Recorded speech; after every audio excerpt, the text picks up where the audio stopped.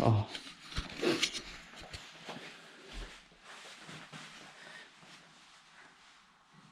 저희 집 식탁의 모습입니다. 어제 저녁에 12시, 10시인가? 10시 들어와가지고, 어제 12시까지 이거 그림 그리는 거 과제하려고 이 단면 하다가, 거의 뻗었어요. 그리고 오늘은 토요일, 지금 8시 반, 아까 7시 일어났다가, 7시 일어나가지고 챙기다가, 일단, 하여튼, 조금 쉬다가 늦어졌네요. 오늘 일단은 일정이 또 많으니까 출발해 보도록 하겠습니다.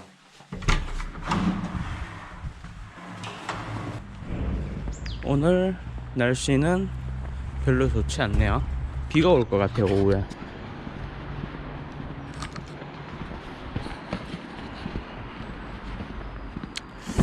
비가 올 것 같은데 운동을 잘 할 수 있으려나? 이미 비가 오고 있는데 오늘 날씨가 별로 안 좋네.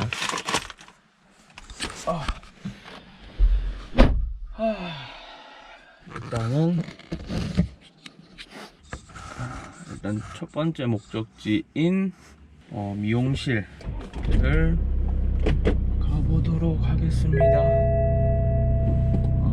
밖에 외기 온도가 1도네 1도.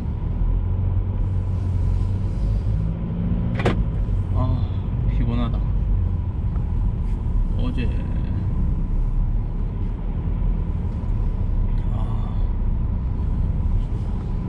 어제도 회사에서 스트레스 너무 많이 받아가지고 집에 오니까 진짜 아무것도 하기 싫어가지고 아우.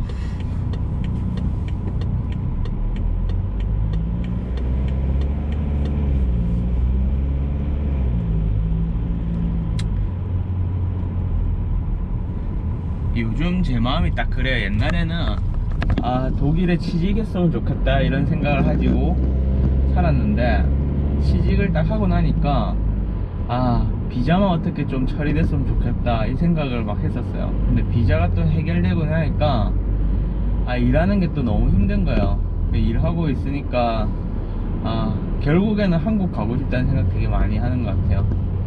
모르겠어요. 회사를 옮기면 상황이 좀 나아질 수도 있을까라는 생각이 들긴 하는데, 근데 결국 본질은 제가 해야 되는 일이 그런 거니까 어떤 회사를 가서든 건축사로서 산다는 게 쉽지는 않을 것 같긴 해요. 그러니까 뭐 그림을 그리는 단순한 일을 하면서 살 수는 있을 건데, 지금 제 연차에 그런 일을 해서는 사실 먹고 살기가 사실 쉽지는 않거든요. 여기 차 잠깐 대고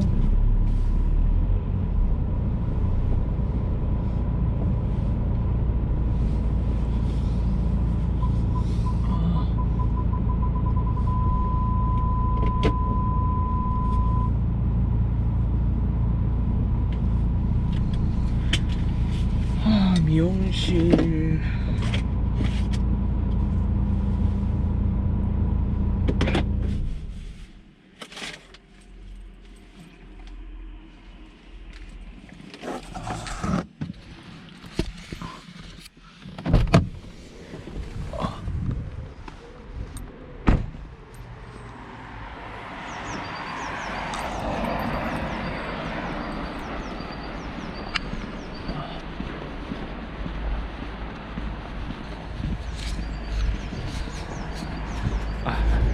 앞에 있는 저기 미용실 갈까요? 사람들 많이 물어보시는데 미용실 어디 가냐고. 저는 그냥 집 앞에 제일 가까운 데 다닙니다. 머리에 별로 욕심이 없기 때문에. 자, 그러면 머리를 자르도록 하겠습니다. 자, 현재 시간은 이제 오전 9시. 이제 운동하러 이제 출발해 볼까요? 일단은 제가 머리를 이렇게 잘랐습니다. 물론 어차피 잘 안 보이겠죠? 모자도 쓰고 있는데. 아무튼 일단은 다시 또 운동을 가봅시다. 처음에 이제 독일에 왔을 때 머리 자르는 비용이 되게 아까웠었거든요. 머리 자르는데 보통 얼마 하더라? 한국에서도 머리 자르는데 한 만원, 2만원, 남자는 15,000원, 15,000원 정도 하잖아요. 남자 머리 감는 거 한국에서. 근데 그 돈이 독일에서 엄청 아깝게 느껴지더라고요. 왠지 모르겠는데 여기서도 보면 머리 자르는데 뭐 10유로? 제일 싸게 잘라본 데는 9유로도 있어요. 9유로도 있고. 근데 오늘 머리 자르는데 거기는 이제 뭐 한 11.5인가? 11.9인가? 12유로 정도 머리 자르는데 보통 그렇게 하거든요. 12유로. 근데 이제 저 같은 경우는 또 뭐 팁 주고 이런 팁 문화가 있으니까 그냥 보통 15유로 정도 이렇게 줘요. 15유로 정도 주고 자르는데 한국 돈으로 한 18,000원 정도 되나요? 18,000원.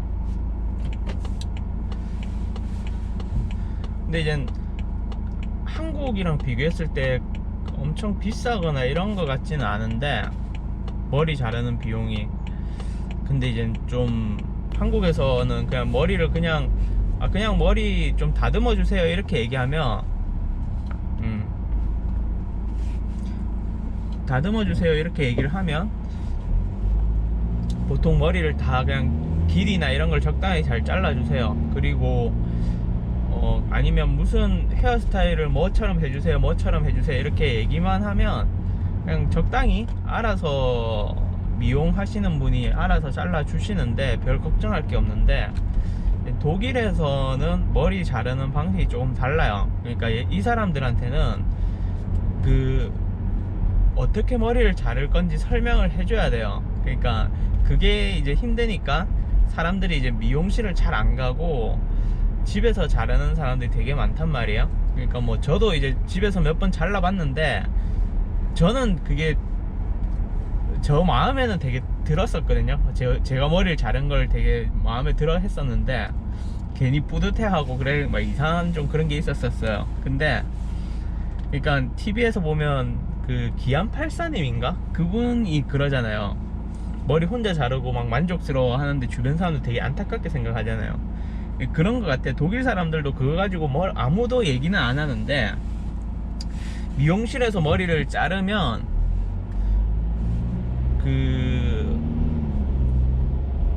되게, 그러니까 미용실 가서 머리 자르고 어느 순간부터 미용실 가서 머리를 자르고 오니까 그때부터는 좀 얘기하더라고요. 저번에 너 그렇게 뭐 직접 자르니까 좀 이상했었어 이렇게 얘기를 하더라고요. 그래가지고 그때부터는 이제 미용실 그냥 가서 잘라야 되겠다 이렇게 생각하고 하는데, 근데 이제 미용실 가면 어떻게 머리를 잘라 달라고 얘기를 해야 될지 이런 걸 모르잖아요. 그러니까 뭐 직원분들한테도 물어보면 자기들도 어떻게 표현을 해줘야 될지 모르는 거예요. 왜냐면 내가 머리를 어떻게 자르고 싶어 하는지 모르니까 직원분들도 뭐라 설명을 못 해줘요, 이거를. 그래서 미용실에 있는 사람한테 얘기를 할 수밖에 없어요. 그래서 저처럼 이렇게 하려면 어떻게 하냐면 보통 옆에 머리가 이렇게 많이 치고 윗머리는 좀 이렇게 좀 긴 형태로 하려면, 그러니까 귀 옆에는 이제 뭐 기계로 16mm 정도로 기계로 밀어 달라고 해야 되고, 그리고 중간, 그러니까 윗머리랑 아랫머리 사이의 중간 부분 옆면은 이제 20mm 정도로 잘라 달라고 하면 돼요. 그리고 뒷머리 같은 경우는 그냥 잘라 달라고 하면 가위로 일자로 잘라 버리거든요. 근데 여기는 이제 뒷머리는 이제 뭐 옆면이랑 똑같이 하든지 아니면 스투페, 그러니까 계단층으로 이렇게 가늘져서 해달라고 하면 자연스럽게 그라데이션이 된 형태로 이렇게 머리를 올려서 깎아줘요.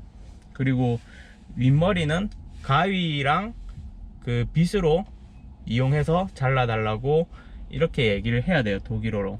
그리고 귀 옆에 이거 우리 옆머리를 이거 그냥 짧게 자르지 말라고 이렇게 얘기해주면 그냥 한국에서 자르는 일반적인 보통 일반적인 그런 머리 스타일 헤어 스타일은 나와요. 그리고 윗머리를 가위로 자를 때도 뭐 한 2cm 3cm 이렇게 그것도 그냥 정확하게 얘기해 주면 돼요, 얼마나 자를지. 그래서 그냥 이런 식으로 얘기를 하면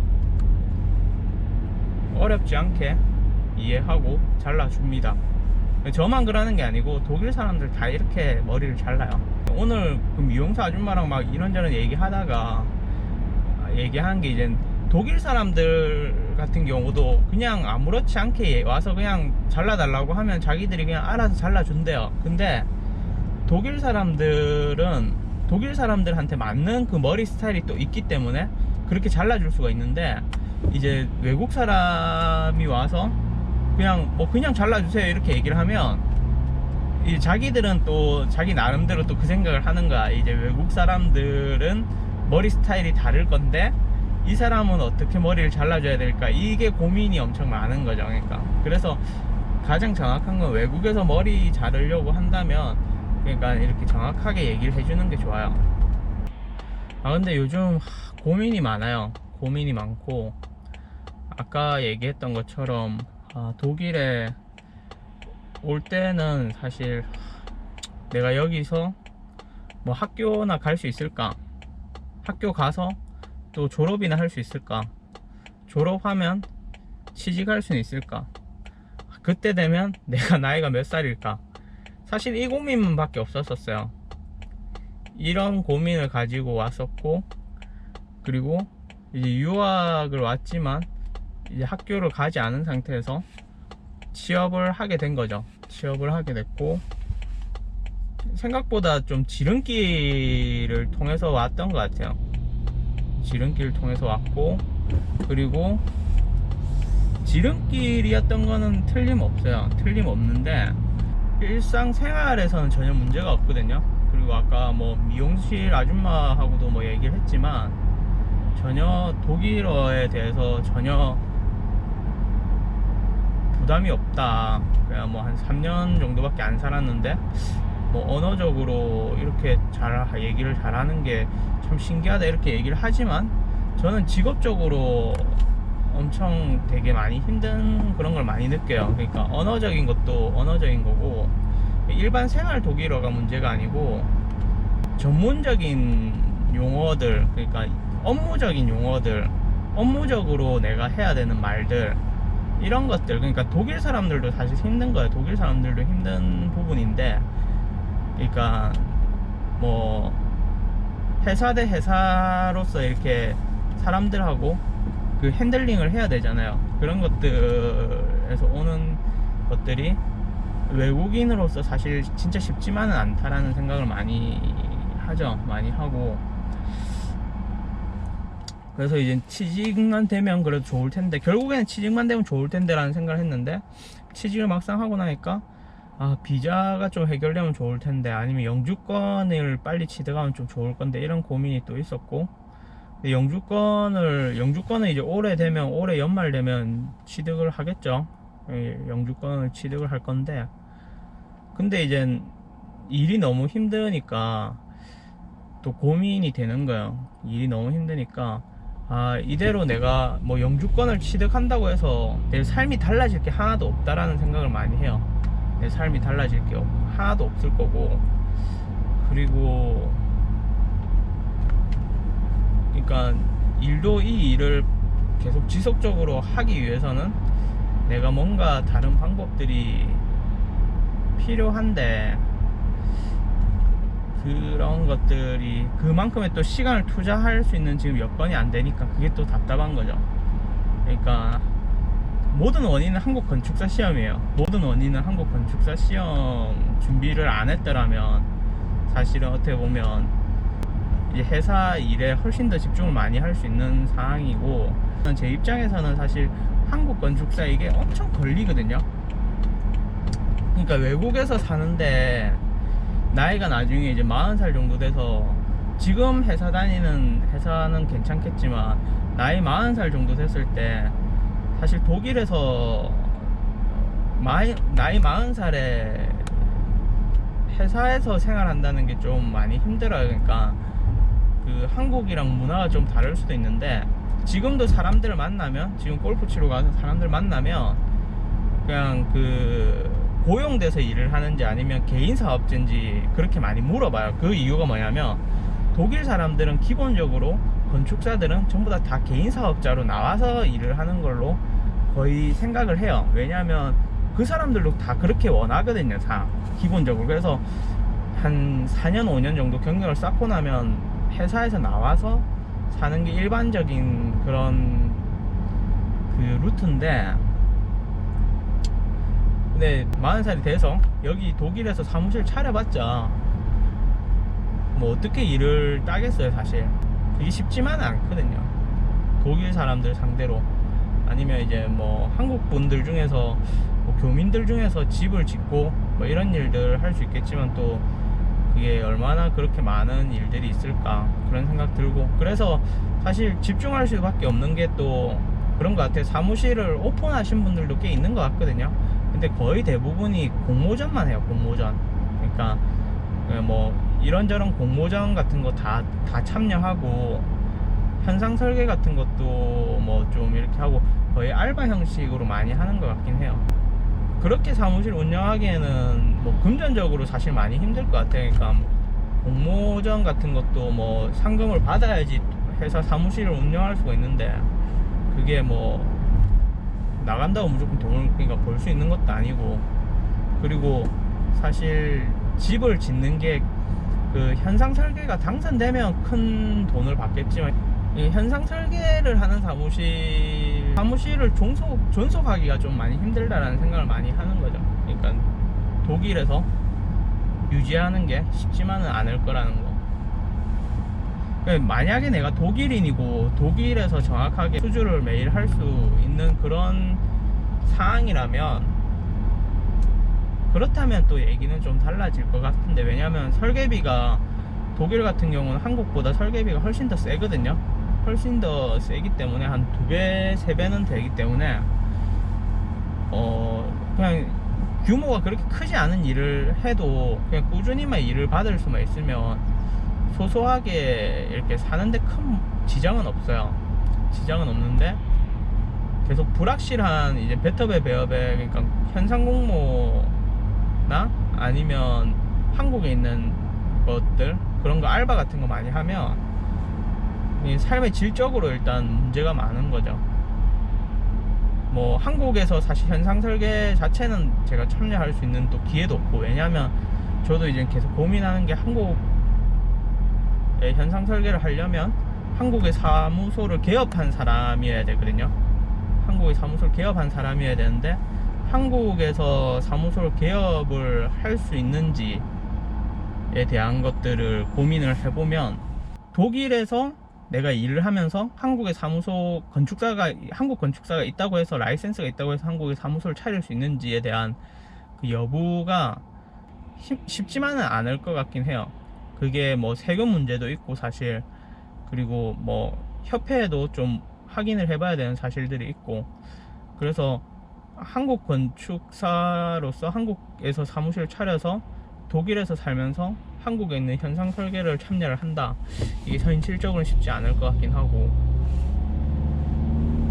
그렇다고 독일에서 계속 일을 하면, 그러니까 고용된 채로 계속 일을 하면 이제 회사 입장에서는 사실 많이 부담스럽죠. 회사 입장에서는 나이가 40살 정도 되면 어느 정도 돈을, 그러니까 저도 돈이 필요하고 회사도 어느 정도 돈을 줘야 되는데, 그만큼의 직급과 그만큼의 역할을 할 수 있는 사람을 써야 되거든요. 근데 이제 외국 사람이 그런 책임을 다 져야 되는 그런 큰 자리에서 일을 하기가 쉽진 않죠. 제가 봤을 땐 제 연봉도 사실 회사에서는 많이 주는 편이긴 해요. 그래서 지금보다는 더 욕심내기는 사실 힘들 것 같고, 지금 사는 데는 크게 만족스러운데, 나중에 이제 40살 정도 돼서 자녀가 있고 이럴 때는 사실 지금보다는 좀 더 벌어야지 그래도 이게 삶이 좀 안정적일 것 같긴 하거든요.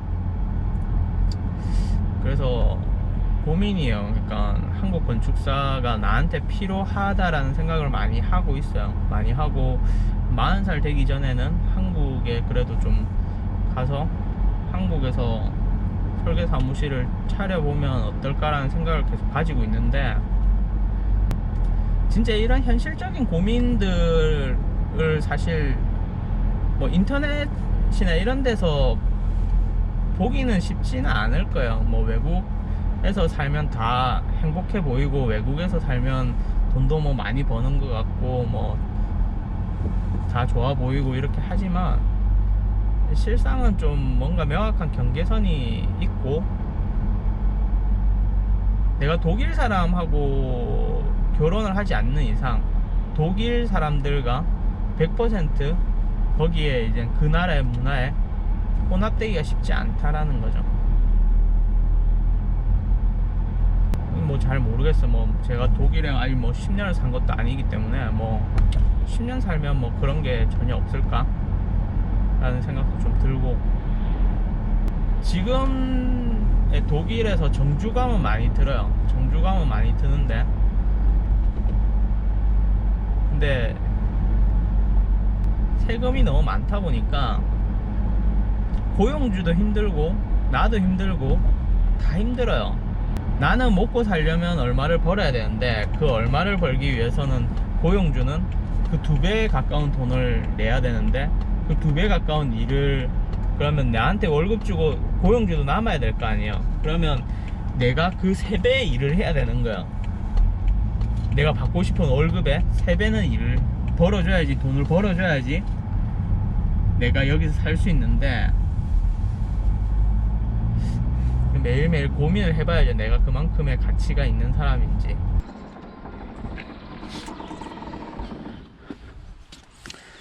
일단 가방을 꺼내고,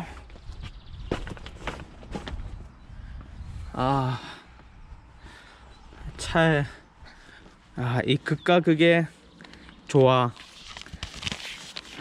공사판 신발과 골프화가 같이 나란히 있는 이 극과 극의 좋아. 아이고, 구두랑 갈아 신고, 공사판, 사무소, 실더, 자전거도 좀 깨끗이 청소를 해야 되는데.